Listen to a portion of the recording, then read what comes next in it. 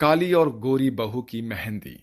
सुनो, मेरे दोनों हाथों में भरी हुई मेहंदी लगाना और हाँ, दूल्हा दुल्हन वाला डिजाइन बना देना। आज मेरी मेहंदी का फंक्शन है, इसलिए तुम पूरा फोकस मेरे ही हाथों पर करना। ये कहकर अंजलि अपना हाथ आगे बढ़ा देती है और मेहंदी वाली उसे मेहंदी लगाने लगती है। वहीं काजल, जो कि बहुत ही गरीब घर से होती है, वो अपनी मेहंदी की रस्म में अपने हाथों से ही मेहंदी लगाती है। और अगले दिन अंजलि और काजल की शादी अनुराधा के दोनों बेटे लविश और नितेश से हो जाती है। आओ आओ मेरी दोनों बहू, इस घर में तुम्हारा स्वागत है। आज से अपना ही घर समझो। ऐसा बोलकर अनुराधा अपनी काली और गोरी बहुओं का गृह प्रवेश कराती है। तभी अनन्या कहती है, वाह अंजलि भाभी, आपके हाथों की मेहंदी के डिजाइन कितने खूबसूरत हैं। वो तो होंगे ही ननद जी।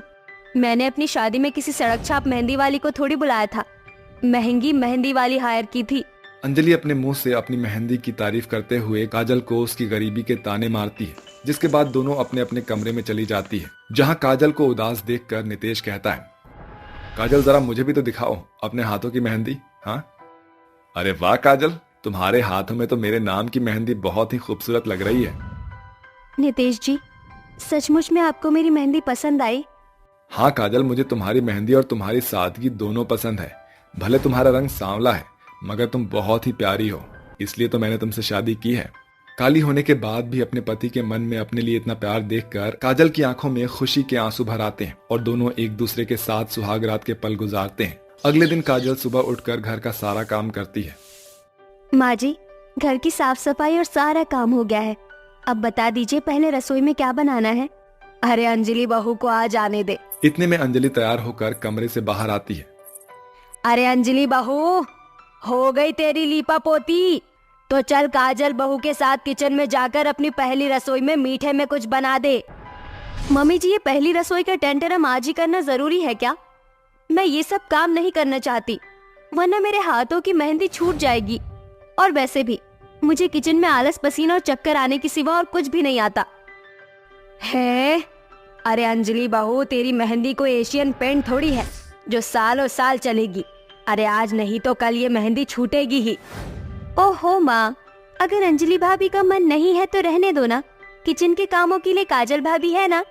इस तरह से घर का पूरा काम बेचारी अकेली काजल पर पड़ जाता है और काजल घंटों तक गर्मी पसीने में सभी के लिए खाना बनाती है। मम्मी जी, ननन जी, अंजलि भाभी आइए, खाना खा लीजिए। फिर सभी खाना शुरू करते हैं। क्या बात है काजल भाभी, बेशक चेहरा काले कलूटे बैंगन जैसा है, मगर खाना तो स्वादिष्ट बना लेती हो। अपनी ननद को काजल के काले रंग की बेइज्जती करता हुआ देख गोरी घमंडी अंजलि बहुत ही ज्यादा खुश होती है। इसी तरह से दिन गुजरते जाते हैं। सारा दिन पानी वाला काम करने की वजह से काजल के हाथों की मेहंदी 2 दिन में ही हल्की होकर छूट जाती है। इस पर अंजलि उसे बहुत चिढ़ाती है। ओहो, ये क्या काजल, तुम्हारे हाथों की मेहंदी तो 2 दिन भी नहीं टिक पाई। मुझे देखो, मेरे हाथों की मेहंदी अभी भी वैसी है। तुम्हारी जिंदगी तो किचन और घर के कामों में ही है। लगी रहो, तुम जैसी काली कलूटी यही डिजर्व करती है। अंजलि ना सिर्फ काजल को बुरा भला बोलती है, बल्कि अक्सर अपनी सास और ननद को भी उसके खिलाफ भड़काती है। अब ढलते समय के साथ सावन शुरू हो जाता है, जिसे देखकर अंजलि अपने सास से फिर से मेहंदी लगाने की फरमाइश करती है। हैप्पी सावन मम्मी जी, तुझे भी सावन बहुत मुबारक हो मेरी प्यारी बहू। मम्मी जी, मुझे ना 5,000 रुपए दे दीजिए, मुझे पार्लर जाना है मेहंदी लगवाने। शादी के बाद ये ससुराल में मेरा पहला सावन है और मैं किसी भी तरह से मेहंदी लगवाना मिस नहीं करना चाहती। क्यों नहीं मेरी प्यारी बहू, ये ले पैसे और अपने हाथों में मेरे बेटे के नाम की प्यारी सी मेहंदी लगाना।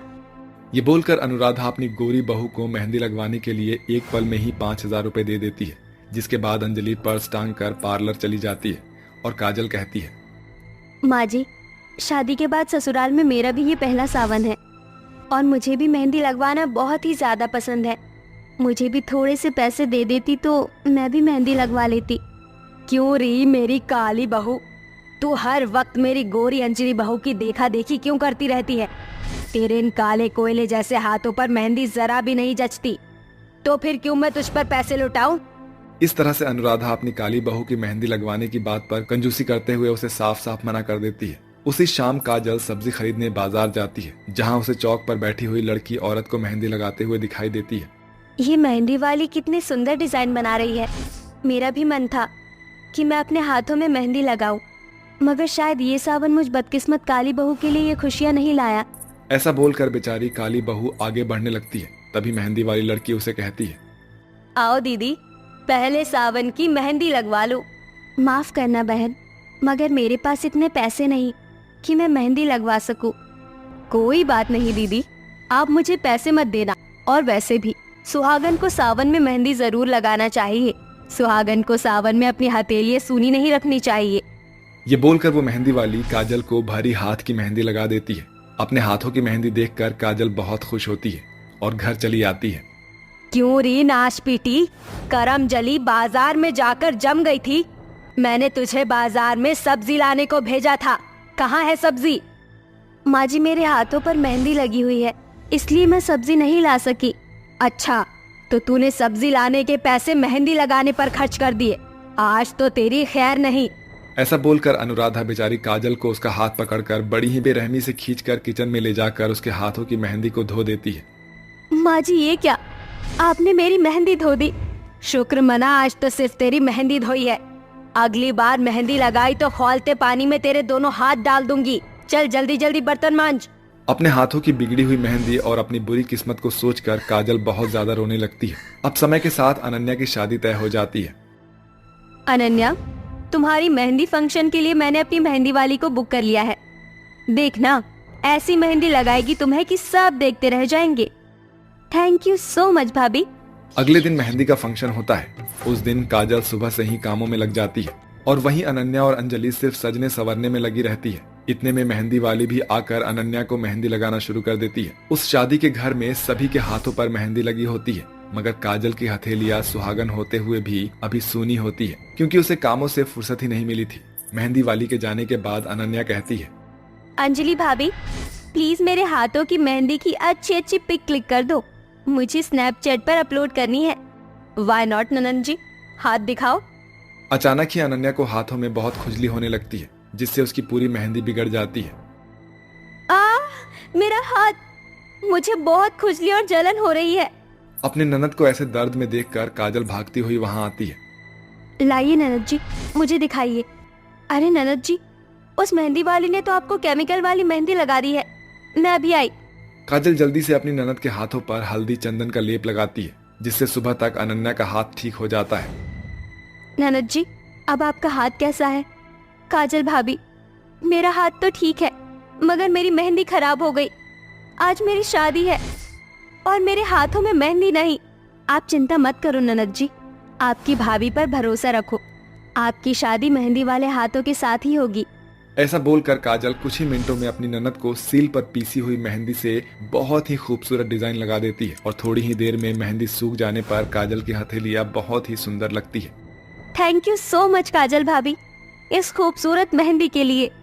मगर आपकी हथेलियां तो अभी सूनी है, मैं आपको मेहंदी लगाती हूँ। ये बोलकर अनन्या अपनी भाभी को मेहंदी लगाती है और तभी अनुराधा कमरे में आ जाती है।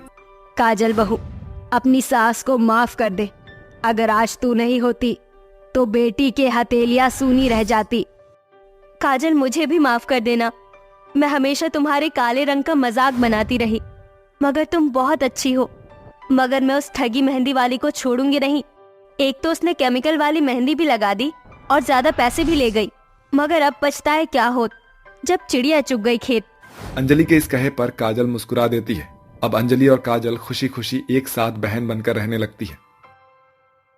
रेखा अपनी 5 बेटियों के साथ रहती थी। उसकी सबसे बड़ी बेटी वर्षा की उम्र अभी बस 12 बरस थी और सबसे छोटी बेटी तो अभी गोद में ही थी।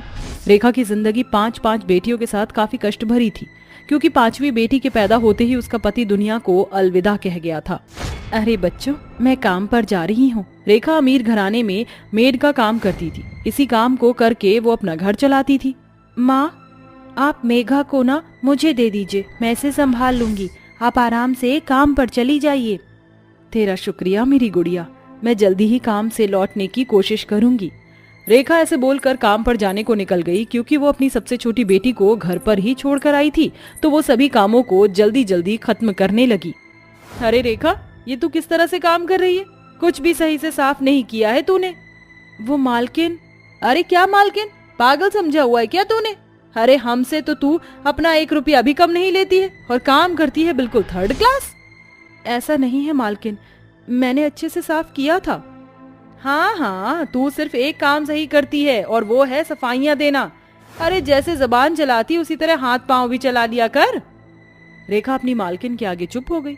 उसकी मालकिन बहुत ज्यादा खड़ूस थी। उस औरत ने रेखा को खूब सुनाया। अरे तू तो आए दिन मेरे खून का पानी बनाती रहती है, मुझे तेरे जैसी काम वाली नहीं चाहिए, निकल जा मेरे घर से। भगवान के लिए ऐसा मत कीजिए मालकिन, मेरी छोटी छोटी बच्चियां हैं। अरे तेरी बच्चियों का क्या, मैंने ठेका उठाया हुआ है, जा दफा हो यहाँ से। मालकिन बस एक मौका दे दो, मैं आपको शिकायत का मौका नहीं दूंगी।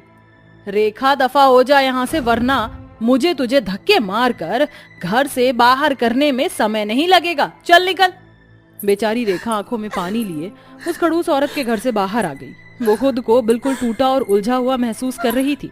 एक गरीब माँ अपनी 5 बेटियों के साथ कैसे गुजारा करती, बस यही चिंता उसे अंदर से खाए जा रही थी। हे माँ, मेरी क्या गलती है जो आप मेरे इतने इम्तिहान ले रही हो। मेरी बच्चियां भूखी प्यासी घर में मेरा इंतजार कर रही हैं। अब मैं किस मुंह से वहां जाऊं, उन्हें क्या खिलाऊं। बेचारी रेखा ऐसे बोलकर रोने लगी। उसने बहुत जगह से काम मांगा, लेकिन उसे कहीं पर भी काम नहीं मिला। आखिर में निराश होकर रेखा अपने घर पहुंच गई। माँ, आप आ गई?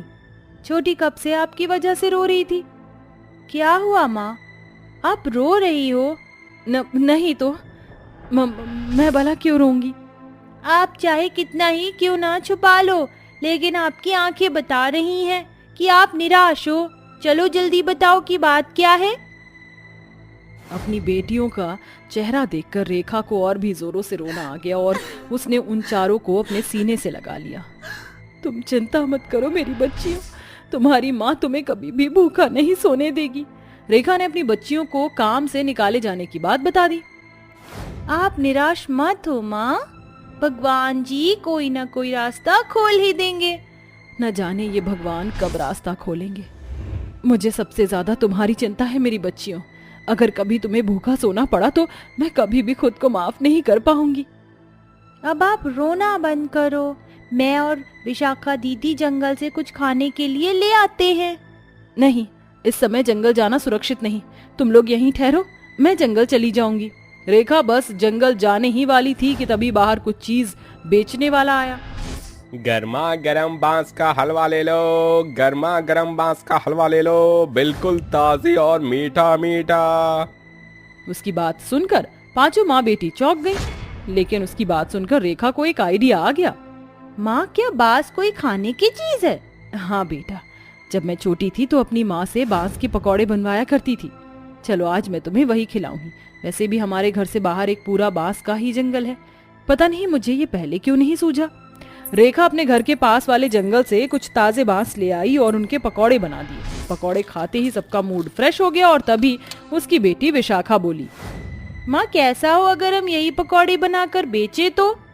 अरे वाह विशाखा, आज तो तूने बहुत ही समझदारी की बात की है, हम ऐसा कर सकते हैं। फिर क्या था, अगली सुबह सभी माँ बेटी काम में लग गई।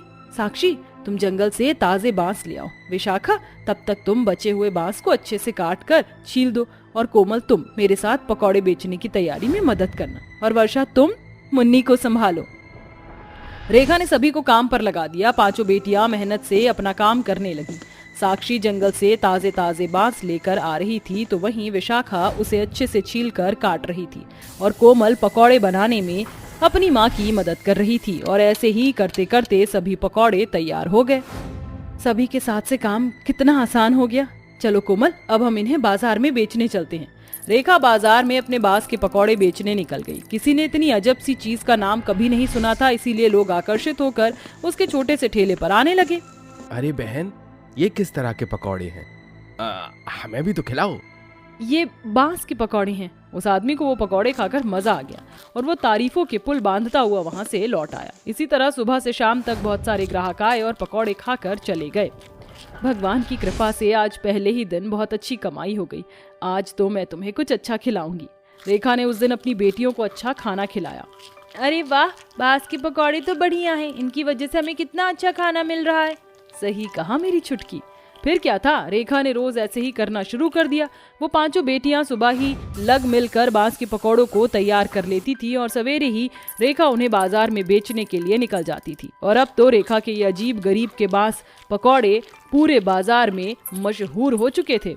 अरे बहन, जरा मुझे एक फुल प्लेट बांस के पकौड़ों की दो। पता है, तुम्हारे ये फेमस और अजीब पकौड़े खाने के लिए मैं दूसरे शहर से सफर करके आई हूँ। ऐसा क्या? अभी लाती हूँ।